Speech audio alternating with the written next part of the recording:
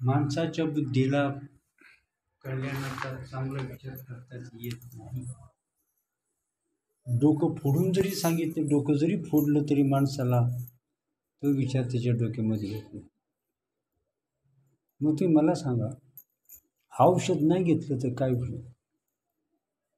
औषध घेतलं तर काय होईल? औषध नाही घेतलं तर काय होईल? बरं समजा आपल्याला जुलाब होतात आणि तापाच्या गोळ्या जर आपण घ्यायचा सपाटा लावला तर काय होणार काय? किंवा ताप आला आणि जुलाबाच्या गोळ्या घ्यायला सुरुवात केली तर काय होणार आहे? जे आवश्यक आहे तेच करायला पाहिजे ना. मग आता इथं आपल्याला जन्ममरणाचा फेरा टाळायचा आहे. आत्मज्ञान संपादन करायचं आहे. आत्मज्ञान आपल्याला संपादन करायचं आहे. मग इथं कसं आपण पाहतो जगामध्ये औषधं तर हजारो आहे. औषधं हजारो आहे, रस्ते हजारो आहेत, परंतु कोणतं औषध घ्यायचे, कोणत्या रस्त्यानं जायचे आणि त्यापेक्षा कोणता विचार करावा हे महत्त्वाचं आहे. आणि म्हणून परमार्थामध्ये काय लागतो? गहन विचार लागतो, श्रेष्ठ विचार लागतो. मग आता म्हणूनच आपल्याला हे हजारो जन्माचं कर्म आहे आणि बुद्धीमध्ये तर अज्ञानाचं, वासनांचं, इच्छांचं, मोहाचं जंगल माजलेलं आहे. अंतःकरणामध्ये दुष्ट विचारांचं भरघोस पीक आलेलं आहे. आणि आता इथं आपल्याला आत्मज्ञानाची उत्पत्ती करायची आहे. विचार करा. म्हणूनच का जमत नाही? तर आपण विचार करत नाही. केला तर तो योग्य विचार करत नाही आणि योग्य विचार आपण जसा दृढपणे करायला पाहिजे तसा करीत नाही. त्यानंतर आत्मज्ञान मिळवायचं म्हणजे काही गोष्टी टाकाव्याच लागतात, काही विचार टाकावेच लागतात. आणि ते विचार जर आपण टाकले नाही, एक हे माणूस योग्य रस्त्यानं चालला तर तो कल्याण मुक्कामाच्या ठिकाणी आनंदानं पोहोचतो. आणि रस्ता जर चुकला तर तो काय होतो? वाघाच्या गुहेमध्ये जाऊन पडतो. पुढे जाऊन पडतो, वाघाच्या गुहेमध्ये जाऊन पडतो, म्हणजे विनाशाच्या ठिकाणी माणूस जाऊन पडतो. पण माणसाची बुद्धी इतकी मॅड झालेली आहे, इतकी मॅड बुद्धी, तो ढळढळीत पाहतोय त्याला कळतं नाही. इतकी त्याची बुद्धी मॅड झाली की त्याला कळतच नाही आपण विनाशाकडे चाललो का कल्याणाकडे चाललो. त्याला कळलं इकून तिकून वाकडे तिकडं का परमार्थ चांगला असतो, परमार्थ करावा म्हणजे आत्मकल्याण होतं, म्हणून परमार्थात आला. परंतु मॅड बुद्धीनं परमार्थ करतो आणि त्यामुळं आत्मज्ञानाच्या रस्त्यानं कसं, आत्मज्ञानाचा रस्ता नेमकं परमार्थातही हजारो रस्ते आहेत, परंतु आत्मज्ञानाच्या रस्त्यानं कोणत्या रस्त्यानं जायचं, आत्मज्ञानाचा कोणता रस्ता चांगला आहे आणि आत्मज्ञानाच्या रस्त्यानं कसं जायचं. कारण प्रत्येक रस्त्यानं अनेक माणसं ये करीत असतात. प्रत्येक रस्त्यानं कोणताही रस्ता मोका नसतो, कोणत्या रस्त्यानं माणसं असतातच.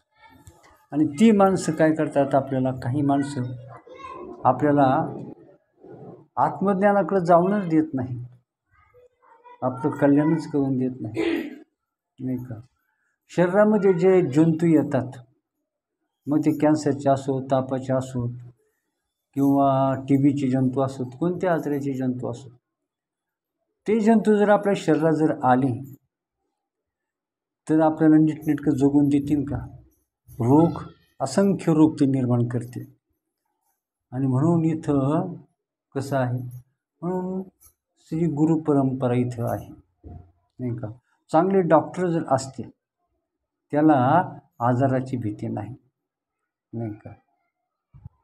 आणि जर त्याला चांगलं औषध असेल, चांगले डॉक्टर असेल तर आजाराची भीती नाही.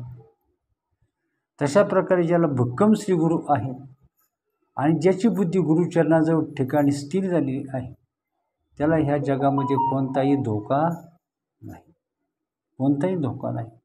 परंतु चांगल्या डॉक्टरची प्राप्ती नाही आणि श्रीगुरूंची प्राप्ती नाही आणि श्रीगुरू भेटले तरी आपली अनन्यता नाही, त्याचंही कोटी जन्मामध्ये कल्याण होऊ शकत नाही, नाही का.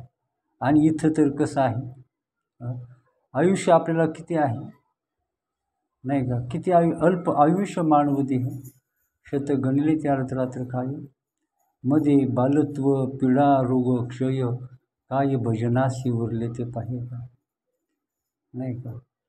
आणि म्हणून माणसाला परमार्थ करायला किती आयुष्य मिळते, किती. आणि त्यामध्ये आपला प्रपंच, त्यामध्ये अनेक अडचणी, त्यामध्ये अनेक संकट, त्यामध्ये अनेक माणसाला आवडणारी गोष्टी, लग्न कार्य, पूजा अर्चा, मान मोठेपण, त्यातले अनेक सोहळे, यातून माणसाला वेळ मिळतो का, नाही का. आणि म्हणून शहाण्या माणसानं तुम्हाला सांगतो, खरं म्हणजे जन्माला आल्यापासून, आणि म्हणून पुण्य फळले बहुता दिवसा भाग्योदयाचा ठसा, नाही का. पूर्व सुकृताचा पूर्ण अभ्यासाचा दास सद्गुरूचा तोच जाणे. आणि म्हणून कसं आहे, परमार्थात आल्या या मनुष्य जन्मात आलो बुद्धी अति सावध पाहिजे, अति सावध, अति सावध.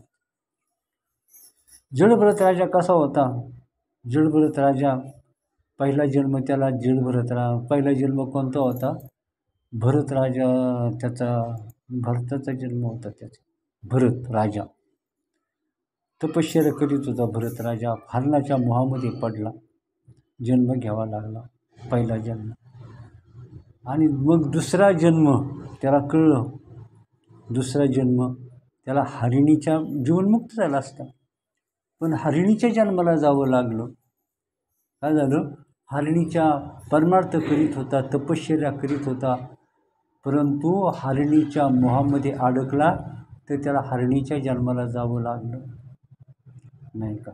आणि मग मात्र तो सावध झाला, त्याला कळलं की आपण योग्य विचार केला नाही, आपण हरिणीच्या मोहामध्ये सापडलो, आणि म्हणून आपला पुन्हा जन्म घ्यावा लागला. तिसरा जन्म जड भरत राजा, तो खरा जन्म होता, विवेक वैराग्य संपन्न तो जन्म होता. आणि म्हणून त्यानं जन्माला आल्यापासून काय कुठंही अडकला नाही, कशाच्या मागं गेला नाही, कुठं मोहाच्या बळी पडला नाही, देह अहंकार त्याला शिवला नाही, विवेकापासून तो कधी ढळला नाही. आणि जन्मल्यापासून त्या परमात्म्याच्या ऐश्वर्यानं तो काय झाला होता, परमेश्वराचं ऐश्वर्य त्याच्या नसात भरलेलं होतं, त्यानं तो पछाडलेला होता. आणि म्हणून तर अशा प्रकारचा, बरं जाऊ दे, आता झालं गेलं गंगेला मिळालं, मागे झाले पाहू नका, पुढे जामीन आहे तो, एवढं आयुष्य गेले. मग आता आपल्याला असा विचार पाहिजे, पण परमार्थ केला म्हणजे त्याला मोक्ष मिळालाच असं नाही, नाही का. आणि दवाखान्यात गेला म्हणजे तो जगलाच असं नाही, दवाखान्यात ॲडमिट केलं म्हणजे तो जगलाच असं नाही, नंतर परमार्थात आला म्हणजे त्याला मोक्ष मिळालाच असं नाही, कीर्तन प्रवचनं केली म्हणजे त्याला मोक्ष मिळालाच असं नाही. मग त्यानं काय केलेलं आहे, ज्यानं इच्छा घालवल्या, वासना घालवली, अहंकार घालवला, देहबुद्धी घालवली, मोह घालवला, आणि अंतःकरण स्वच्छ विषयरहित केलं, आणि मग तो खरा मोक्षाचा अधिकारी आहे, नाही का. तो मग परमार्थ करायचं म्हणजे कीर्तन प्रवचनं, हा लोकांचा भ्रम आहे.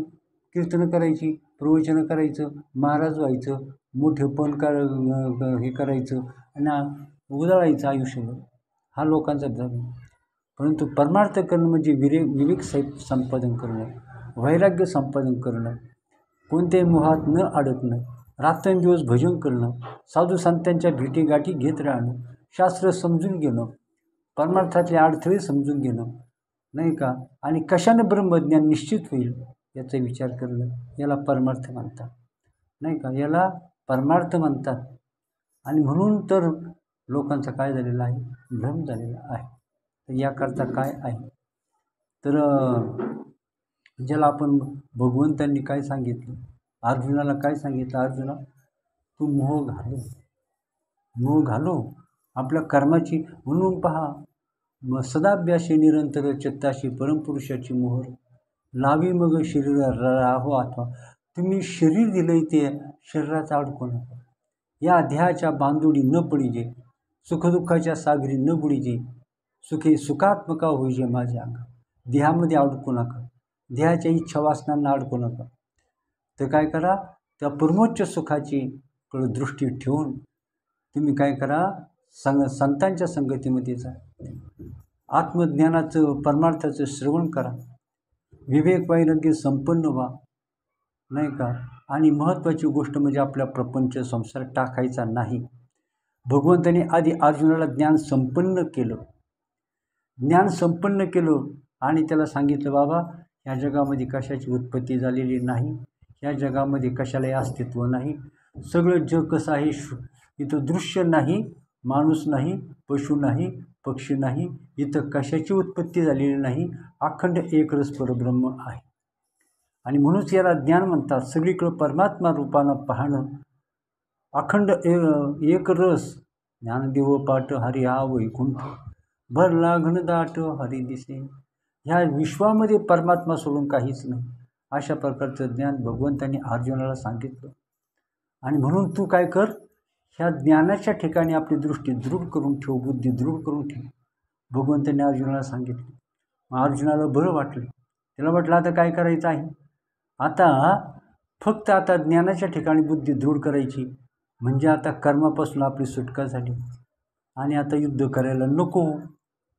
भगवंत म्हणतात, अर्जुना आता तुला मी सांगितलं ना, पण तू काय कर, तर ह्या युद्धामध्ये असा पराक्रम कर की या कौरवांचा नाश कर. धर्मयुद्ध आहे, या धर्मयुद्धामध्ये पराक्रम कर. मी सगळं काय करणार आहे, यामध्ये प्रचंड विजय मिळव आणि धर्माची स्थापना करण्याला सहाय्य कर. मग अर्जुन म्हणतो, देवा तुम्ही आता एवढं ज्ञान सांगितलं आणि कर्माचा तुम्ही तर आधी निषेध केला आणि एवढं ज्ञान सांगितलं, मग पुन्हा मला कर्मामध्ये कशा करता लोटत आहात. इथं फार मोठा सिद्धांत आहे, खूप खूप खूप खूप मोठं वर्म आहे. म्हणजे आपल्याला काय करायचं आहे तुम्हाला सांगतो, की ज्ञान संपन्न बुद्धी झाली की आपल्याला कर्म टाकायचं नाही, संसार टाकायचा नाही, प्रपंच टाकायचा नाही, कर्म टाकायचं नाही. परंतु असं कर्म, ज्ञान संपन्न बुद्धीमध्ये ज्ञान आहे, बुद्धीने ज्ञानाचा विचार करायचा आणि हातानं कर्म करायचं. आणि ते कर्म करत असताना मी आत्मरूप आहे, कर्माचा माझा संबंध नाही. मग आता विचार करा, तुम्हाला उदाहरण सांगतो. राजा काय करतो, तर राजवाडा बांधण्याचं काम चालू आहे. राजवाडा बांधण्याचं काम सगळे कामगार, सगळे गौंडी, सगळे जे काही असतील, सगळे कामगार, सगळे गौंडी, सगळे लोक तिकडं काय करतात, राजवाडा बांधण्याचं काम करतात. आणि राजा काय करतो, राज्यकारभार करण्याचं काम करतो. मग राजवाडा तयार झाला, सुसज्ज झाला, अतिशय सुंदर, मनोहर, नयनरम्य, वैभवशाली सुंदर राजवाडा तयार झाला आणि राजा त्या राजवाड्यात राहू लागला. मग आता विचार करा,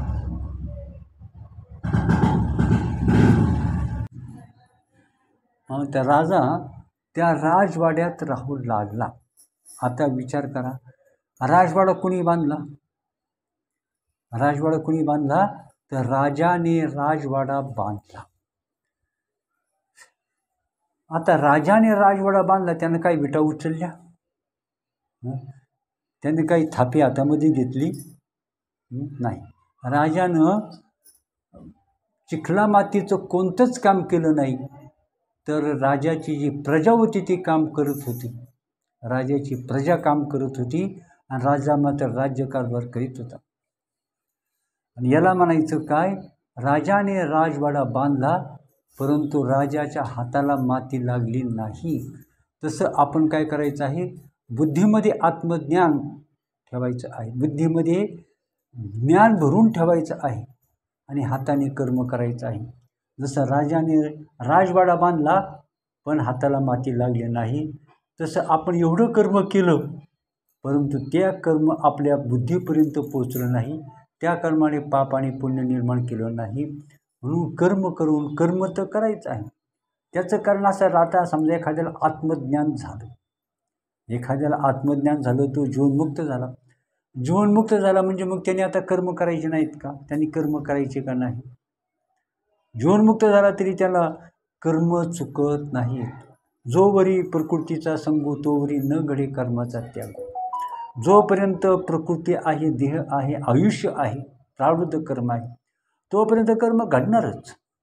कर्म घडणार, शेवटच्या श्वासापर्यंत कर्म घडणार. त्याचा देह पडणार नाही. देह जोपर्यंत देह आहे तोपर्यंत देहाची कर्म चालू राहणार, नाही का? आणि प्रारब्ध कर्म संपलं का मग कर्म संपली. परंतु तोपर्यंत विचार असा, प्रकृती कर्मी करी कर्मे, ती म्या केली म्हणे भ्रमे, इथं करता येणे नामे बोलिये जीव. ही प्रकृती, हा देह कर्म करीत आहे, परंतु प्रकृती, देह, इंद्रिय कर्म करीत आहे, परंतु चित्त, मन, बुद्धी मात्र आत्मतत्वाचा विचार करीत आहे. ही कर्मे प्रकृतीने केली आणि मला याचे भान नाही. राजाचे नोकर चाकर राजवाडा बांधण्याचं काम करीत होतं, परंतु राजाला ते माहीत नव्हतं. काम चालू होतं, पण काय काम चालू हे राजाला माहीत नव्हतं. तशा प्रकारे आपली कर्मे, प्रकृती, हात पाय डोळे इंद्रिय कर्म करीत आहे, परंतु बुद्धी मात्र आत्मतत्वाचा विचार करीत आहे. याला काय म्हणायचं? मी काही करीत नाही, मी करता नाही, मी भोगता नाही, तर मी आत्मस्वरूप आहे. याला म्हणायचं आपल्या कर्म करून निष्कर्म स्थितीवर राहणं. म्हणजे देहकर्म करतो, परंतु ते मी करत नाही, तर माझ्या सत्तेवर, मी आत्मस्वरूपाच्या माझ्या सत्तेवर हे प्रकृती कर्म करीत आहे, नाही का? आता नवरा बायको असतात. नवरा काय करतो? नोकरी करतो, पैसे मिळवतो आणि तो घरात आणून टाकतो. तर त्या नवऱ्याच्या सत्तेवर, नवऱ्यानं मिळवलेल्या पैशावर बायको काय करते? सगळा संसार करते. म्हणजे नवरा काय करतो? तो कमवून आणायचं काम करतो आणि बायको काय करते? तर ते सगळं प्रपंच चालवते. तसा देह काय करतो? कर्म करतो. आणि आपली चित्त काय करतं? तर ते ब्रह्मस्वरूपाच्या ठिकाणी स्थिर असतं. अशा प्रकारे याला म्हणायचं कॅशियरप्रमाणे. कॅशियर 1000 रुपये आले तरी आनंद नाही, 1000 गेले तरी दुःख नाही. तसं तो काय म्हणतो? कर्मे करी सकळे परी कर्मबंधा नातळे, जैसे जळीन शिंपे जळी पद्मपत्र. आणि म्हणून जसं पद्मपत्र पाण्यात असतं परंतु ओलं नाही होत, कोरडं राहतं, तसा तो कर्म करून प्रपंचात राहून प्रपंच वेगळा असतो, कर्म करून कर्म वेगळा असतो. मी काही केलं नाही, मला माहीत नाही, त्यापासून तो अलिप्त असतो. म्हणजे आत्मज्ञानी जरी झाला तरी त्याचा देह कर्म करीत असतो.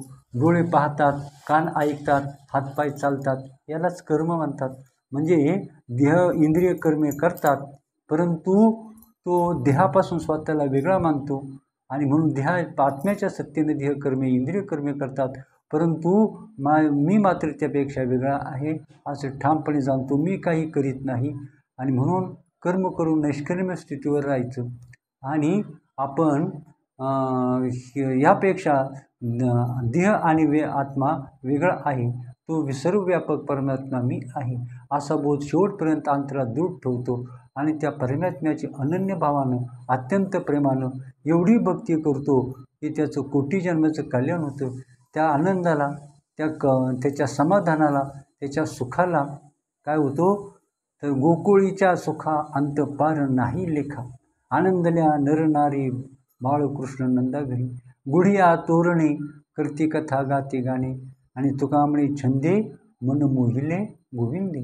असं त्या गोविंदाच्या, आणि म्हणून त्यासाठी आपण काय करायचं आहे? छंद लावून घ्यायचा आहे. गोविंद गोविंद मना लागली या छंद, मग गोविंद ते काया भेद नाही देवातया. मग तो साक्षात देवच होऊन जातो. देवातून त्याच्यामध्ये फरक राहत नाही. आणि म्हणून हे संसार करणं म्हणजे नुसता स्वार्थानं, इच्छेनं, मोहानं, वासनेनं संसार करणं हे केवळ अधोगतीचं, अविचाराचं, मूर्खपणाचं लक्षण आहे. आणि हे साक्षात धडधडीत आग लागलेल्या घरामध्ये उडी घेणं आहे आणि शास्त्राच्या मनोगताप्रमाणे संतांच्या मनोगताप्रमाणे कर्म करून आत्मज्ञानावर आरूढ होणं आणि ते आत्मज्ञान अखंड शेवटच्या श्वासापर्यंत चित्त त्या ठिकाणी ठेवणं, याला खरा पुरुषार्थ म्हणतात आणि याला महापुरुष म्हणतात.